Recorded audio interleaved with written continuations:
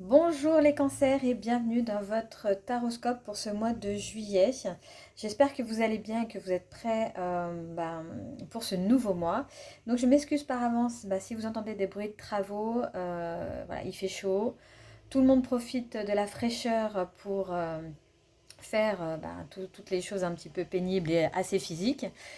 Et puis moi pareil, voilà, donc je fais ces tirages là où on a encore un petit peu de fraîcheur, mais du coup voilà. Donc j'espère que ça vous embêtera pas trop, mais en tout cas pour ce mois-ci, je vais être obligée de faire comme ça. Donc alors, pour ce mois de juillet, le tirage pour vous, il parle justement d'un retour à vous. Alors c'est pas un retour très bruyant, pas quelque chose qui se fait dans l'agitation. On commence donc avec le 4 d'épée. Donc il y a d'abord un besoin de pause, de silence, de recul, comme si une partie de vous avait besoin de se retirer un peu du bruit extérieur pour entendre ce qui se passe vraiment à l'intérieur, hein. Et ensuite, le tirage, il devient très émotionnel, hein, mais dans une forme mature, hein. On a la reine de coupe, puis le roi de coupe. Donc ça, c'est très beau, ça peut parler d'un lien, bien sûr, d'un dialogue entre deux énergies affectives, mais cela peut aussi parler de vous, une part de vous qui ressent profondément et une autre part qui apprend à rester stable avec ce qu'elle ressent, hein. Et puis au milieu, il y a l'as d'épée. Donc c'est une clarté, une vérité, une parole, quelque chose qui se formule enfin, hein. Donc ce mois-ci, il ne s'agit pas de vous couper de vos émotions, pas du tout, il s'agit plutôt de les écouter assez profondément pour pouvoir ensuite vous positionner avec plus de force, hein. Donc on va regarder dans cette guidance, dans ce taroscope, on va regarder ensemble l'énergie générale du mois, ce qui se joue intérieurement. On va voir du côté des relations ce qui se passe. Après, on ira donc voir tout ce qui est travail, projet dans le concret et on terminera par le message final du tarot pour voir comment avancer au mieux pendant ce mois de juillet. Je vous rappelle que c'est un tirage qui est général, il ne parlera pas à tous les cancers et c'est bien normal. Donc prenez vraiment ce qui résonne en vous et laissez le reste de côté. Je tiens aussi à dire que le tarot ne fait pas les choses, ne fait pas les choses à votre place, hein.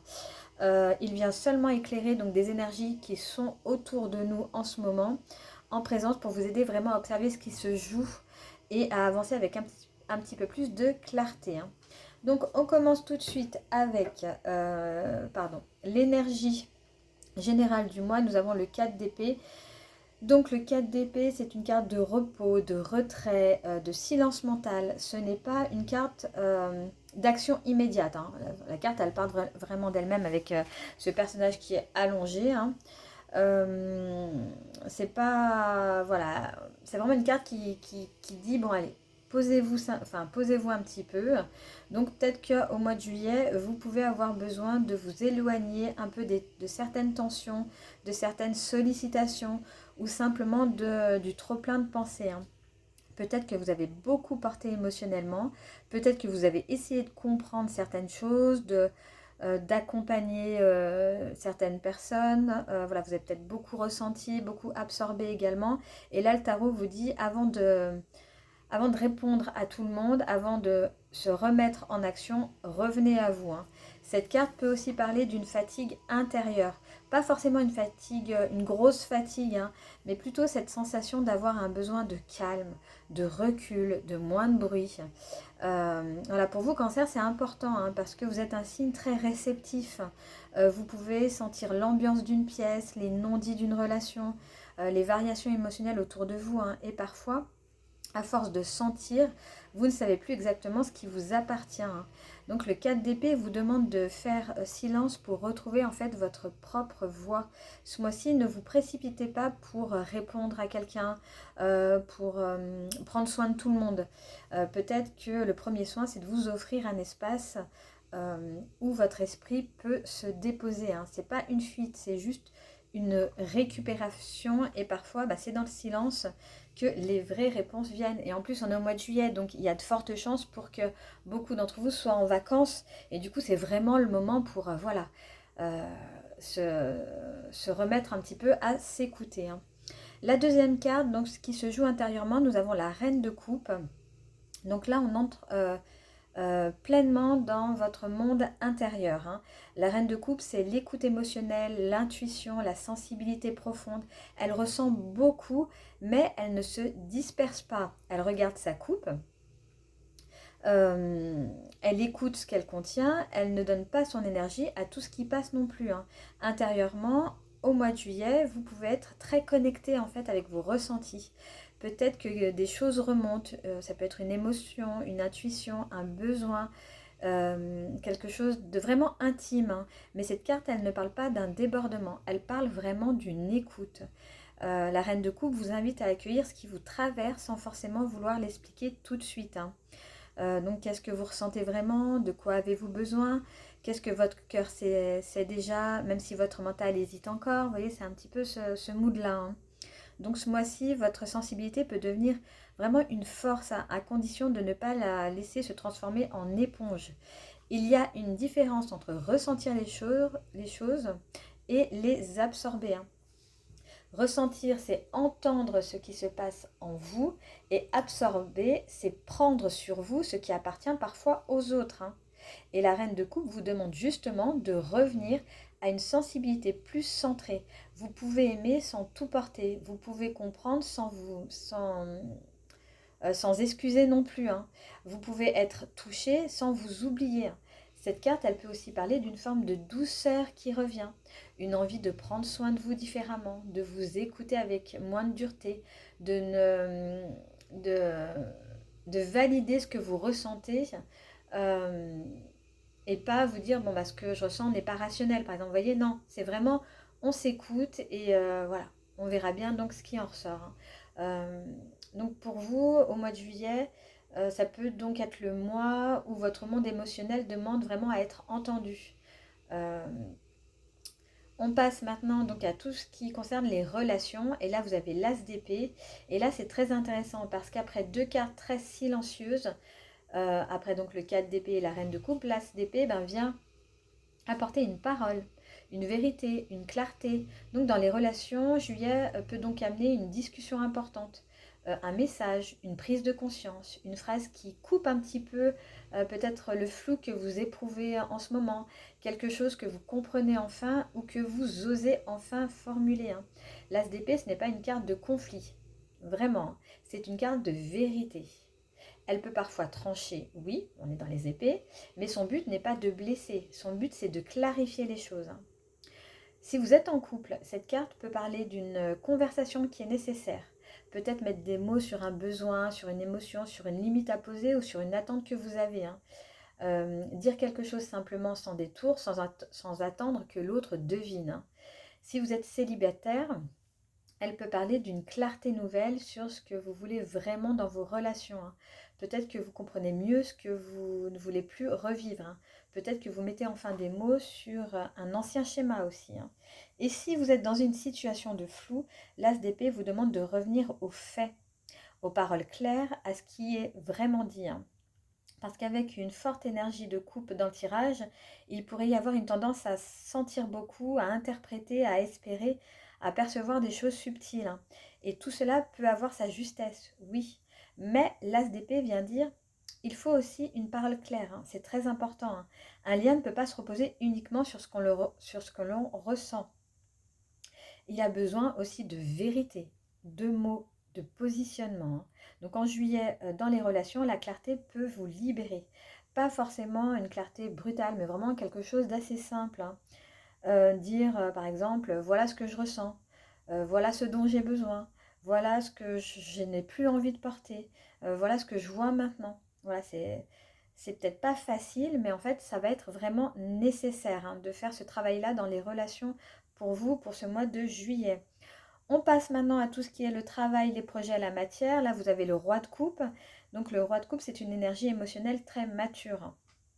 Il ressent les choses, mais il reste stable. Il n'est pas coupé de son monde intérieur, mais il ne se laisse pas non plus emporter par chaque vague, hein. Donc dans le concret, cette carte vous demande de garder votre calme émotionnel, même si vous êtes traversé par beaucoup de choses, hein. Donc au travail, dans vos projets, dans votre organisation, il peut y avoir besoin de diplomatie, de maîtrise, de recul. Peut-être que vous devez gérer une situation avec sensibilité. mais faites-le sans vous laisser envahir non plus, hein. Peut-être que vous devez accompagner des personnes, écouter, soutenir, mais tout en gardant vraiment une limite claire, hein. Le roi de coupe peut aussi parler d'une personne autour de vous, quelqu'un de posé, de bienveillant, de plus mature émotionnellement, qui peut avoir un rôle dans le concret, hein, dans vos projets ou au niveau de votre travail, hein. C'est un soutien, il peut vous donner de bons conseils, et puis ça peut être une présence stable aussi, hein. Mais moi, je le lis surtout comme une énergie que vous êtes invité à incarner, hein. Après la reine de coupe en intérieur, le roi de coupe dans le concret montre une évolution. Ce que vous ressentez intérieurement doit pouvoir se traduire dans une attitude stable à l'extérieur. Vous n'avez pas à nier votre sensibilité pour être solide. C'est même l'inverse, hein. Votre solidité peut venir de votre capacité à ressentir sans vous perdre dedans, dans vos émotions en fait. Donc dans les projets, cette carte peut vous demander d'avancer euh, depuis un endroit beaucoup plus apaisé, de ne pas prendre des décisions quand vous êtes submergé par vos émotions, de ne pas réagir sous le coup d'un sentiment ou d'une émotion, de laisser les choses se déposer avant d'agir, hein. Avec le 4 d'épée au début, c'est très cohérent. Repos, écoute, clarté, puis maîtrise émotionnelle. Il y a un vrai chemin de maturité dans votre tirage, hein. Et on termine par le message final du tarot. Et là, nous avons le roi de bâton. On termine avec une énergie beaucoup plus affirmée. Le roi de bâton, c'est la vision, c'est la confiance, la capacité à se positionner, à prendre sa place, à agir depuis son feu intérieur, hein. Il ne s'agite pas. Il ne cherche pas à prouver. Il sait ce qu'il veut incarner. Donc comme message final, il vient dire, après avoir écouté, après avoir compris, après avoir retrouvé votre stabilité émotionnelle, il faudra oser vous tenir debout dans votre propre énergie. Et ça, c'est super important.